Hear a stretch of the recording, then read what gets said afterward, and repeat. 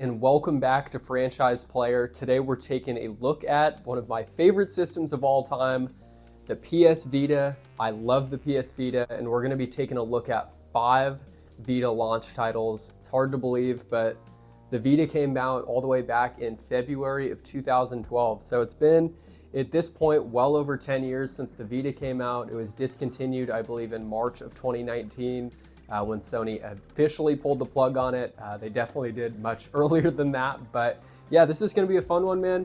I'm super nostalgic for the Vita and had really kind of developed like a deeper love for the Vita. A little later on, the PSP I loved from the start, loved everything about it, and it took me a while to actually really love and appreciate the Vita and figure out that this system was going to help me play some genres of games that I had never imagined that I would want to play. Let me know what you guys think of the Vita and some of your favorite Vita games. At launch, the Vita had arguably one of the strongest launch lineups of all time out of any system. The Vita had pretty much something for everyone. We're going to take a look at 5 of my favorite launch titles, or 5 that maybe I would have picked up at launch. I did not have a Vita at launch. I think we had got one about a year after it came out. So, shortly after, where it was still a new and fresh system. And before we get into the games, I'll kind of talk about, similar to the PSP launch video I did, if you guys saw that, are going to be some of my memories with the Vita. My journey with the Vita had started before it had actually came out, right? I think for a lot of people, if you remember during that era of time, dude, it was super interesting. It was codenamed the NGP, the next generation portable. And I remember I think I was in middle school at the time, and me and all my friends were like, dude, it's gonna be insane. Like the new PSP is gonna be so sick. It's the next generation portable. It's rumored to have, 2 analog sticks so you can play FPSs on the go. And like, mind you, this was like the height of Call of Duty in my opinion. So me and all my friends were like, oh, we're gonna be able to play COD on the go. We're gonna be able to go anywhere we want and play games and online together, which, when you're a kid in that era was like a huge selling point or something to be hyped for. Another thing that was interesting, and it was kind of a rumor of the Vita at the time and ended up being true, was that there was going to be 3G on one of the Vita models, which did end up being true, right? That was 3G on one of the original 1000 models. It was through AT&T. So essentially it would be like a cellular plan. It would be on your phone bill, I guess, and you'd pay for it. I never had that. But at the time, that was pretty cool because a lot of people still probably were not using like mobile hotspots on their phones like they are nowadays, because that would kind of a pointless feature today. But back then, that was another cool thing where you're like, hey, dude, I can take this thing anywhere I want, download any games I want, go on YouTube, go on Netflix, and play online, which just seemed, kind of like the code name, super next generation, especially for a portable. When we ended up getting a Vita, it was probably around 2000, end of 2012, maybe early 2013. We didn't get a Vita right as it dropped, so I didn't have one right at launch or anything like that. But when we did get one, I ended up getting, it was Black Ops Declassified, which ended up being, like a B grade first person shooter. Quite frankly, at the time, there wasn't a lot on the Vita that I was looking forward to playing. So I pretty much stuck to, at the time, my PS3 and 360, and the Vita kind of collected a decent amount of dust. I would argue now that the Vita is more alive than ever due to, all the people that are doing things for it, all the folks who work on the custom firmware, all the people who are doing the ports, all the people who are helping with plugins. The Vita has gotten more life and more support from modders, from people that decided to really break this system open and kind of show what it should have been. Enough of me babbling about the Vita. We're gonna jump right into these games, dude. These are 5, pretty fun games in my opinion. All kind of show reviews that they'd got roughly when they came out, my thoughts on the game, especially from the launch window and playing them today. So the first Vita launch title that we're going to be taking a look at here is Little Deviants.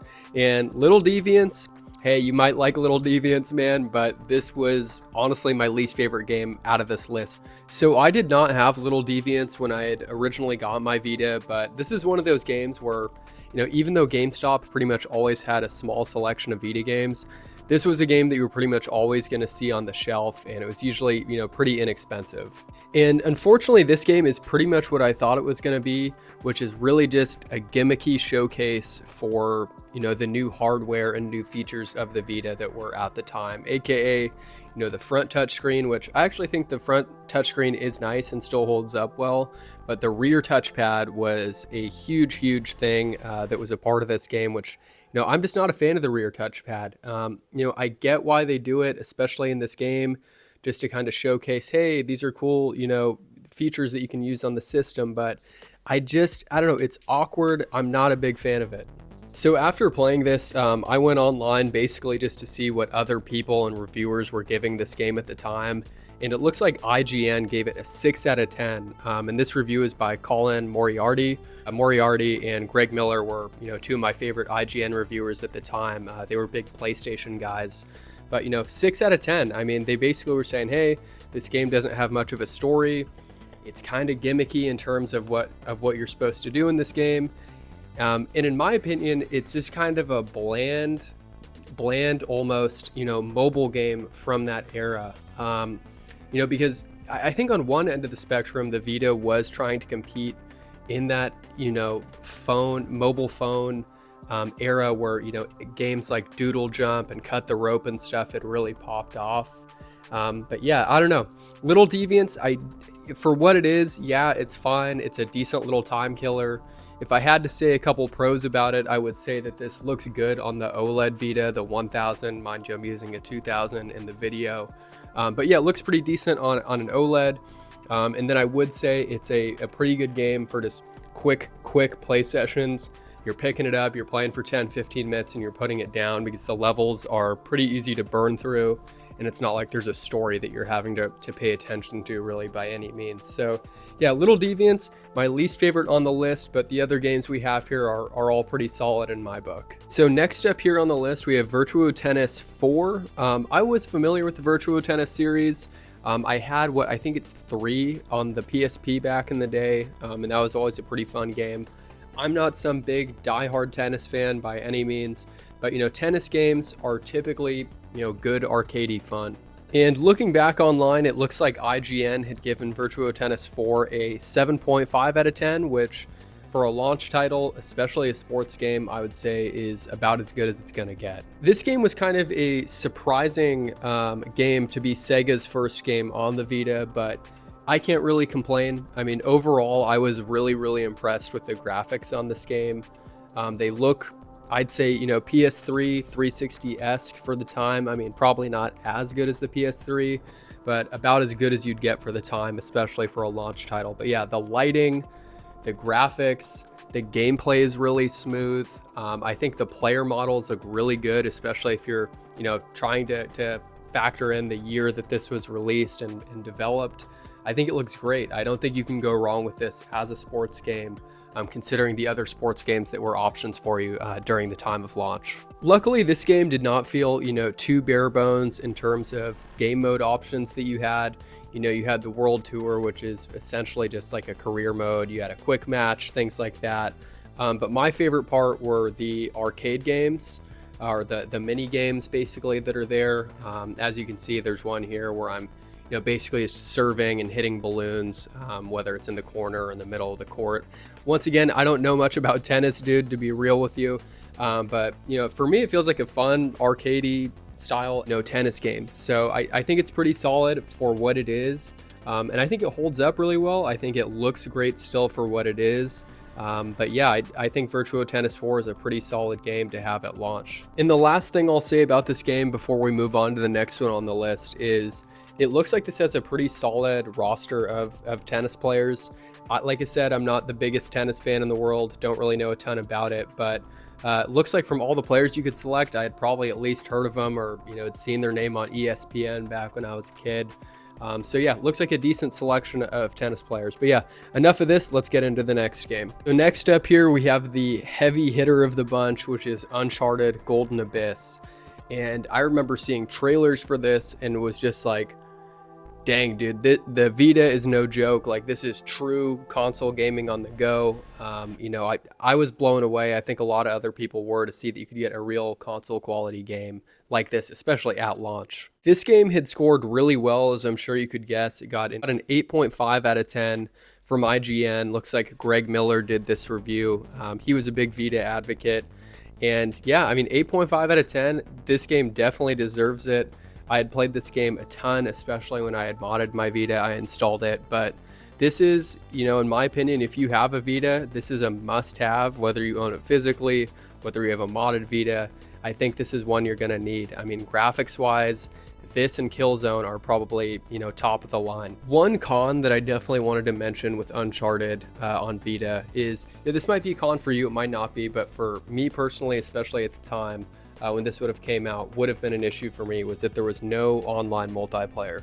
So the fact that there was no multiplayer you could jump into, whether some kind of co-op mode, like a survival type mode, or some kind of TDM, I think it turned some people off. Other than the multiplayer kind of being a con, there is, of course, with this being a launch game, a bit of a gimmick where there's certain tablets that you basically touch your screen and scratch it off to uncover an artifact or read it, which I get it. I don't think they went overkill on it, where it's like every corner you hop around you're having to do it. I get it. It's a new system. They had to do it to kind of showcase it and make it feel like it's specifically made for that console. But other than that, I mean, the graphics on this game, the lighting, the shadows, the sound, like everything just looks great to me in this. And it really felt like you took a PS3 level Uncharted and made it portable, which for the time and even now is great. Am I the world's biggest Uncharted fan? No, I prefer some other Naughty Dog games a little bit more, but this is awesome. I highly recommend playing it.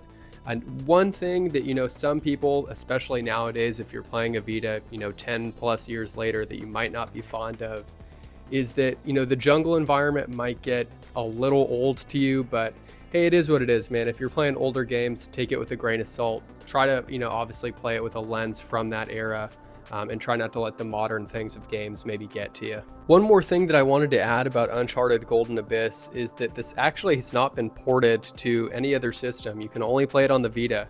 I'm surprised they still haven't done some kind of like ultimate Uncharted collection on PS4 or PS5 and let you play it that way. So unless you have a Vita or are emulating the Vita, yeah, this is your only way to play it. So what is a console launch without a fighting game, dude? You gotta have an arcade banger on there. And you have Marvel vs. Capcom 3. I don't think it gets much better for fighters, arcade fighters specifically, on the go than Marvel vs. Capcom 3, which looks like it did pretty well review-wise when it came out. 8 out of 10 from IGN. Looks like, from what I saw online, that it was, perceived well from other people at the time as well. Now, looking back, day one, launch with your Vita, I think this game and Uncharted, if you could only have two, would have been, two really good ones to pick up. Having Marvel vs. Capcom 3 on the go was pretty dope, man. I mean, 3-on-3 combat, just like the console counterparts. I've looked up gameplay, and it looks, in my opinion, pretty much almost identical to the console counterpart.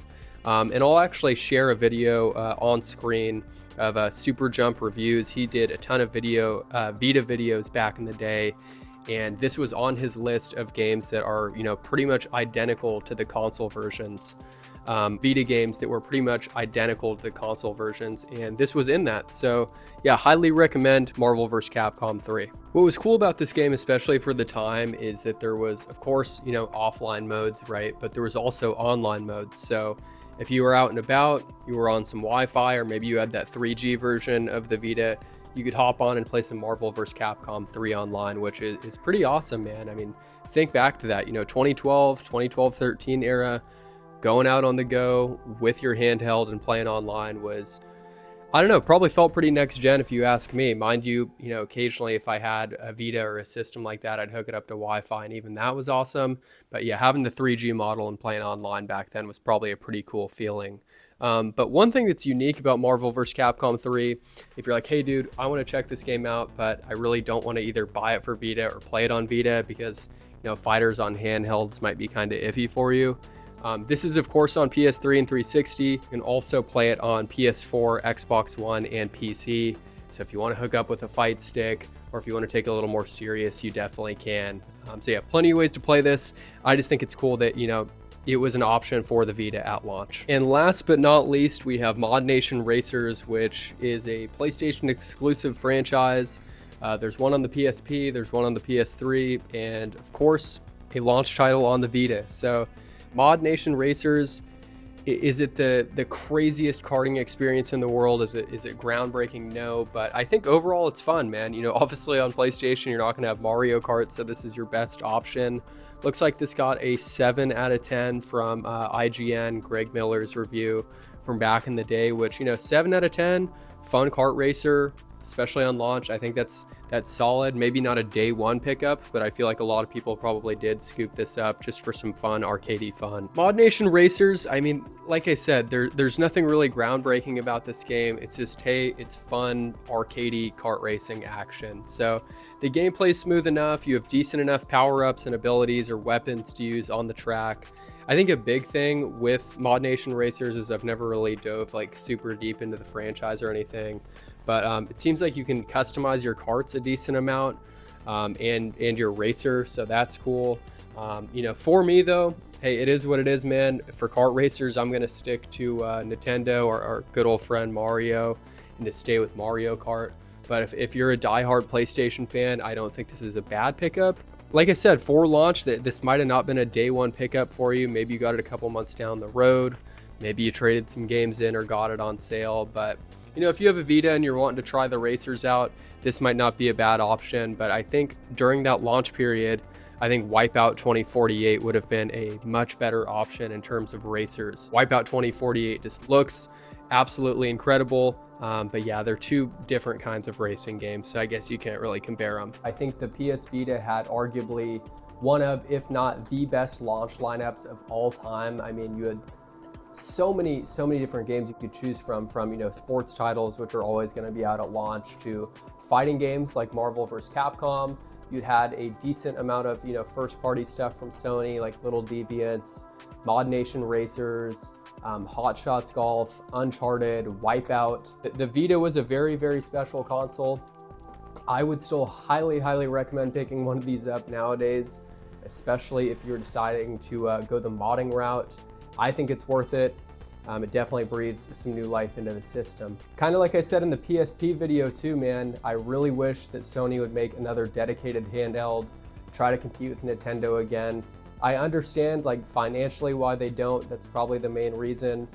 I won't be getting a PlayStation Portal unless I get one dirt cheap or used somehow. But yeah, hope you guys liked the video. I always really enjoy making Vita content. It's such a great console that I'll continue to play and use for many years to come. I have my 1000, my 2000. I'll probably end up picking up another one eventually in some kind of other colorway and just importing it from Japan. But let me know some of your guys' favorite Vita memories, favorite Vita games, and if there's any Vita games that you think I'm sleeping on or haven't really talked about or may not know about, let me know. More than open to a new suggestion too, man. But yeah, as usual, appreciate you guys watching, and we'll catch you soon with another video.